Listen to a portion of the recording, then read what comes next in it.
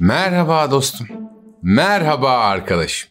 Bugün sana yıllardır anlatıla gelen, bizlere küçücük iyiliklerin bir başkasının hayatında nasıl kocaman değişimler yaratabileceğini gösteren bir masal anlatacağım. Masalımızın adı Aslan ve Fare. Başlamadan önce bu masalın bana ne öğrettiğinden biraz bahsetmek isterim. Birbirimizden farklı olmak hiç önemli değildir. Asıl önemli olan karşımızdakini anlayabilmek, iyilik için düşünmek ve verdiğimiz sözleri tutmaktır. Bir de kimseyi küçümsememeliyiz. Kimin kime ne zaman yardım edebileceği hiç belli olmaz. Öyle değil mi? Sen de bu masalı dinlerken sadece kulaklarını değil, kalbini de aç. Lütfen. Belki sen de benim gibi bir sürü şey öğrenirsin bu masaldan, kim bilir. Hazır mıyız? Hadi seninle bir yolculuğa çıkalım. Evvel zaman içinde, kalbur saman içinde, ormanın en derin köşesinde, devasa ağaçların gölgesinde, ışık gibi parlayan, altın renkli yelesiyle gören herkesin dikkatini çeken, gözünün alabildiği her yerin kralı olan bir aslan yaşardı. Kükrediğinde bütün hayvanlar susar, adım attığında toprak tir tir titrerdi. Ya bu arada dostum bu aslanlar nasıl kükrüyordu ya? Sen de dene. Ha? Evet. Aynen. Çok güzel. Yine bir gün güneş pırıl pırıl parlıyor, rüzgar yaprakları hışırdatıyordu. Aslan karnını doyurmuş, kocaman gövdesiyle bir ağacın gölgesinde sere serpe uzanmıştı. Yavaş nefesler alıyor, tatlı tatlı uyuyordu. Orman çok sessizdi. Kuşlar bile ötmekten imtina ediyor. Ormanlar kralı aslanın uykusunu bölmekten korkuyordu. Bir tek hafif hafif esen rüzgarın huzur verici sesi duyuluyordu.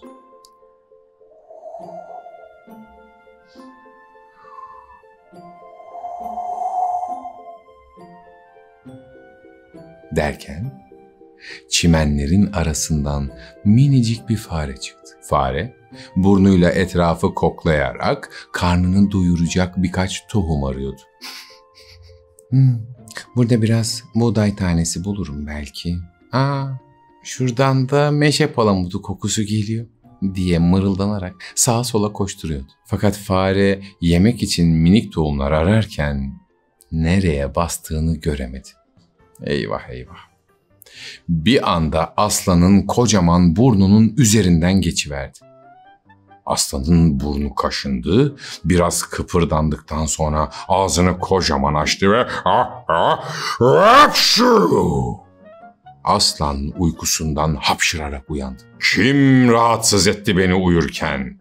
diye hararetle kükredi aslan. Unuttum ya. Aslanın yelesi ne renkti? Doğru.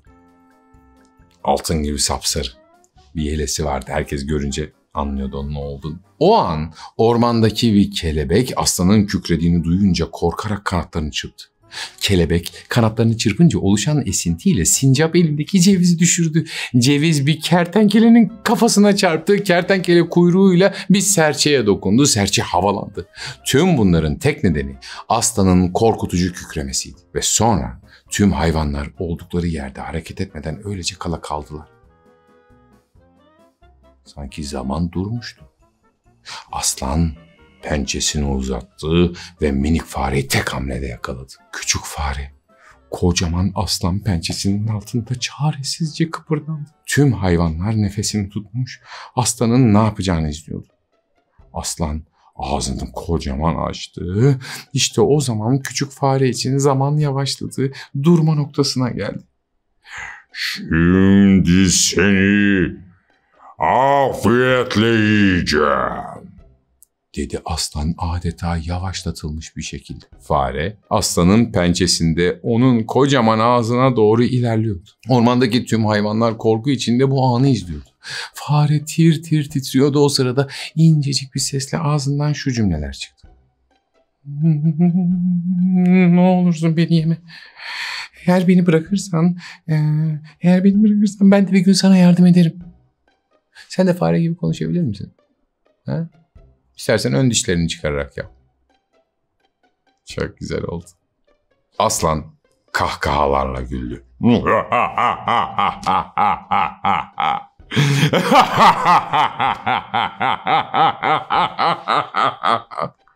Sen mi bana yardım edeceksin? Minicik fare dev bir aslana yardım edecek, öyle mi? Aslanın keyfi yerine geldi. Kükremek yerine güldü, pençesini kaldırdı. Beni güldürdüğün için seni affediyorum, dedi. Hadi git bakalım. Bugün şanslı günün, diye ekledi. Fare hızla fırladı. Arkasını dönüp bağırdı. Sen çok kral bir aslanmışsın. Bu iyiliğini hiçbir zaman unutmayacağım. Bu iyiliğini hiç unutmayacağım. Sahi, fare yemek için ne arıyordu? Biraz buğday tanesi ve meşe palamut. Evet. Senin en sevdiğin yemek ne dostum? Ne? Şaka yapıyorsun. Ben de onu çok severim. Şimdiden afiyet olsun. Aslan kendi kendine konuşarak uykusuna kaldığı yerden devam etti. Küçücük fare, ben ormanların kralıyım. Sözde bana yardım edecek. Hiç güleceğim yoktu. Aradan birkaç gün geçti. Ormanda hayat her zamanki gibi seyrediyordu. Kuşlar şarkılar söylüyor, ceylanlar çayırlarda otluyor, kelebekler rengarenk kanatlarıyla çiçeklerin üzerinde dans ediyordu. Aslan ise avlanmak için ormanın derinliklerinde dolaşıyordu. Bugün bana kim kafa tutabilir ki? Dedi kendi kendine. Ama fark etmediği bir şey vardı. Ormanın davetsiz misafirleri, avcılar, gizlice tuzaklar kurmuşlar, kalın iplerle kocaman bir ağ hazırlamışlar. Aslan adımını attığı anda bir hışırtı duydu ve birden bir boşluğa düştü. Nasıl oldu da boşluğa düşmesiyle kendini yerden yüksekte bir ağın içinde bulması bir oldu? Anlayamadı. Aslan kükredi. Ama ipler onu sardıkça sardı, bacaklarını, gövdesini, kuyruğunu, her yeri ağa dolandı. Bu da ne böyle? Yardım edin, yardım edin diye kükrüyordu. Tüm gücüyle ne kadar uğraştıysa da ağlarından kurtulamadı. İttirerek ipleri koparmaya çalıştı fakat bu da işe yaramadı. Ormanda aslanın boğuk inlemeleri yankılanıyordu. Hadi dostum, aslana yardım etmek için sen de bir kez kükre. Hadi. Daha güçlü. Bir tane daha. Hadi aslan için yardım çağıralım.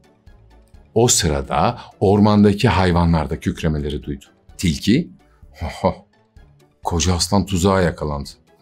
Hani sana kimse bir şey yapamazdı, dedi muzip ve alaycı bir tonda. Sincap elindeki cevizi düşmesin diye sıkı sıkıya tutarken, görüyor musun bak, büyük ve güçlü olmak bazen seni bu tuzaklardan kurtarmaya yetmez. Yetmedi de, diye ekledi. Baykuş, sanırım aslan çok zor durumda. Demek ki bir kralın bile bir gün bir yardıma ihtiyacı olabilirmiş, diyerek devam etti. O sırada bizim küçük fare çimenlerin arasında dolaşırken bir ses duydu. Kulaklarını dikti, aslanın yardım çağrısını dikkatle dinledi. Bu ses aslan olmalı. Yardıma ihtiyacı var. Ben hemen yanına gitmeliyim, dedi. Küçük ama seri adımlarla çabucak sesin geldiği yere doğru koştu. Aslanı ağların içinde görünce minicik gözleri kocaman açıldı. Vah vah vah vah. Ağlara dolanmış. Çok zor durumda. Ona yardım etmeliyim, dedi. Fare ağın üzerine tırmandı. Küçük ama keskin dişleriyle ipleri kemirmeye başladı. Çıt çıt çıt çıt çıt. Isırdı, kemirdi, hiç durmadan çalıştı. Ama ipler çok kalındı. Fare yoruldu, nefes nefese kaldı. Acaba başarabilecek miyim, diye düşündü. Ya yine unuttum. Bu fare aslana daha önce ne söz vermişti? Doğru bildin. Eğer beni serbest bırakırsan bir gün ben de sana yardım ederim, demişti. Aslan zor da olsa aşağıya doğru baktı. Kendisine yardım etmek için gelen fareyi gördü. Minik dostum, belki de ben seni küçümsemekle hata ettim, dedi pişman bir tonda. Fare yeniden hızlandı. Bu sırada ormandaki hayvanlar da toplanmıştı. Kurbağa, o kadar küçük dişlerle bu ipleri kesemez ya. Nasıl olacak bu iş, dedi. Kaplumbağa siz yanılıyorsunuz, sabırla çalışırsa başarır diye karşı çıktı. Fare azimle kemirmeye devam etti. İpler zayıflamaya başladı. Çıt, bir tanesi koptu bile. Sonra bir diğeri daha, sonunda ağ dağıldı. Aslan güçlü bir hamleyle ayağa kalktı. Onu sıkı sıkıya saran ipler üzerinden yere düştü. "Özgürüm!" diye kükredi aslan. Sonra gözlerini fareye dikti ve hayretle "Sen beni kurtardın küçücük dostum, hayatımı sana borçluyum," dedi. Fare gülümsedi. "Ya, gördün mü aslan kral? Küçücük bir fare bile kocaman bir aslana yardım edebilir." Ormandaki hayvanlar hep bir ağızdan fareyi tebrik etti, coşkuyla alkışladı. Kelebekler aslanın kurtulduğunu görünce sevinçle etrafta uçuşmaya başladı ve bu mutlu anı kutlamak için aslan ve farenin üzerine çiçekler serpiştirdiler. Tilki, "İnanılır gibi değil, bu hikayeyi torunlarıma anlatacağım," dedi. Sincap, "Küçük dişler büyük ipleri kopardı," diye sevinçle ellerini çırptı. Ve yine ellerinin arasındaki ceviz aşağıya doğru yuvarlandı. Papağan, "Küçük dişler büyük ipleri kopardı," diye tekrar edip kahkaha attı. Aslan derin bir nefes aldı. "Evet, özür dilerim fare. Ben senden daha büyük, daha güçlü olduğum için sandım ki hiçbir koşulda bana yardım edemezsin. Demek ki hiç kimseyi küçümsememek lazımmış. Herkesin kendine özel bir gücü varmış." Farenin verdiği sözü unutmayıp tüm gücüyle aslana yardım ettiği o günden sonra aslan ile fare ayrılmaz bir ikili oldular. Birlikte dağlarda, göl kenarlarında, ağaçların arasında gezdiler, birbirlerinden hiç ayrılmadılar. Ormandaki tüm hayvanlar, "Nasıl olur da küçücük bir fare kocaman bir aslanla arkadaş olabilir?" diye düşündü. Sence bu nasıl mümkün oldu dostum? Evet. Fare verdiği sözü unutmadı. Zor durumdaki arkadaşına yardımcı oldu. Aslan ve farenin arkadaşlığı gün geçtikçe daha sıkı bir dostluğa dönüşüyordu. Fare çok uzak olduğu için gidemediği büyük buğday tarlalarına aslanın sırtında hızlıca gidebiliyordu. Aslan da ağaç tepelerindeki en leziz meyveleri fareyle dostluğu başladıktan sonra tattı. Böylelikle ormandaki tüm hayvanlar aslan ve farenin dostluğunu kendilerine örnek aldılar. Ormanda ne zaman birinin yardıma ihtiyacı olsa küçük büyük demeden herkes elinden geleni yaptı. Huzur ve mutluluk içinde yaşamaya devam ettiler. Umarım biz de bir gün o ormanı görebiliriz. Ne güzel olur değil mi? Peki dostum, sen hiç böyle hissettin mi?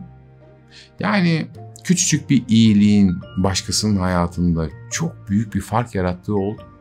İşte aslan ve faremizin hikayesi de burada sona eriyor. Bu masal bize zor durumda kaldığımızda ya da bir arkadaşımızın yardıma ihtiyacı olduğunda koşulsuz yardım etmenin ne kadar önemli olduğunu anlatıyor. Bazen küçücük görünen bir iyilik bir başkasının hayatında kocaman bir etki yaratabilir.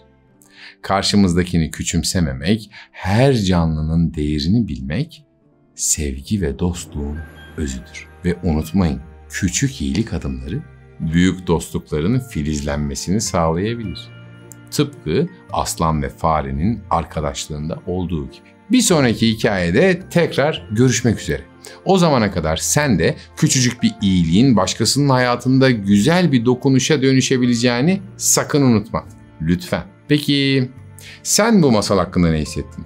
Mesela onları da merak ediyorum. Yorumlarda benimle paylaşırsan çok mutlu olurum. Bu arada anlatmamı istediğin bir masal varsa bana onu da söyleyebilirsin. Görüşürüz. Kendine çok iyi bak.